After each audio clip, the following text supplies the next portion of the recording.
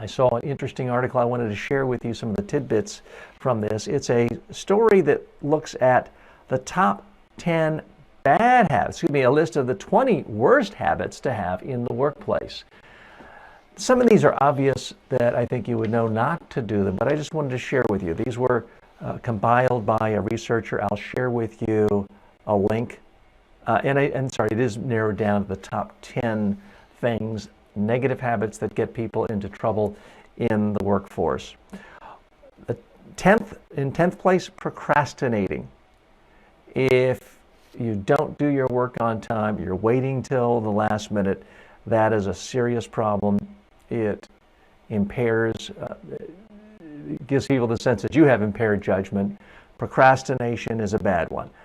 Number 9, neglecting your body language. There are some people in the workforce where a boss, a colleague wants to talk to them and they're not looking them in the eye. Sad to say, but that can be a deal killer for your career right there, not having proper body language. Now, this is culturally contextual. Some of you are watching from the Middle East today, Japan, where their cultural norms are different, especially as it relates to men and women in the workplace. So please be aware that not everything I say is going to be perfect advice for everyone in every culture. You have to look at it through the lens of your own culture. But there are body language norms absolutely everywhere. Number 8, being unhygienic. Let's face it, if you work from home, as I do, you can have a coffee stain on your shirt, not that I ever would. No one will notice other than your spouse. If you want to skip a day or two of showering, maybe no one notices you, especially if you work from home as a freelancer and you don't have any family. But when you're working with other people, it's really noticeable. And if you're in an office with 20 people, 1 or 2 of them will have an extraordinarily sensitive sense of smell. So you may have cats, you may have a certain cologne or perfume you think is wonderful, and it's making other people sick. Which, by the way, this is not on the list, but I do think it's important. Leave the colognes, the perfumes, the aftershaves for another time, after work, your social life. In the workplace, the odds are simply too high that somebody has a high sensitivity to smell or might actually be allergic to your smell. Number 7, complaining. It's human nature to complain. I complain. I even complain about complainers. But it is very much a negative in the workplace. Too much of it just it brings you down. Number 6 on the list, making a lot of noise. People have great variations as far as what's acceptable levels of noise for them. Some people can't work or think if it's a noisy environment. So try to minimize your noise. Number 4, being prepared. These are the top 10 negative habits that have a bad impact on people's careers in the workplace. Being unprepared. Now, this obviously goes hand in hand with procrastination. If you procrastinate enough, typically you won't be prepared.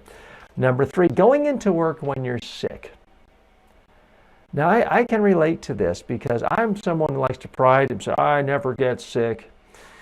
And sometimes that pride can get in the way of other people's health, because if you want to tough it out and work from home and still work fine, you're not hurting anyone. But if you go to a workplace and you're contagious and you make someone sick and they take it home to their family, now their kids and family are sick, they're going to really resent that. They're going to think that you are selfish and that you used poor judgment. Number 2, dressing unprofessionally. Again, if you work from home, you can wear a bathing suit, flip-flops, a tank top. Nobody cares. And if you're doing meetings through Skype video or Zoom, or you're doing live broadcasts like this, you can wear whatever you want from the waist down.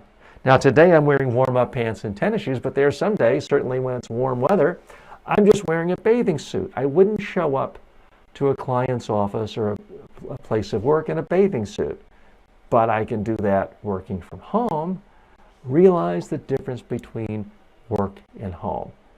And when offices say they're casual, quite often that means something highly, highly specific of no jeans or cutoffs or t-shirts. It can mean professional style khakis or something to wear, and shirts long sleeve with buttons quite often is what business casual means in many organizations. It doesn't mean come in a tank top or flip-flops. So please keep in mind it's very difficult to be punished in the workplace for overdressing a little bit. Now, if everyone is completely relaxed, it's a high-tech industry and people are wearing turtlenecks and nobody ever wears a tie and you come in wearing a suit and tie, yeah, that could hurt you. But dressing 10, 20% above what other people in your workplace are wearing, that's not a habit that's likely to get you into trouble. It's likely to help you, so keep that in mind. And finally, this according to this one source, and this is a source called Career Addict, a website you may want to check out. Fidgeting mindlessly. If you are in a meeting and you're tapping, you're doing this, you're tapping your toe, your leg is jiggling, it annoys the heck out of people. So this is a habit that others believe is highly destructive and makes people not want to work around you.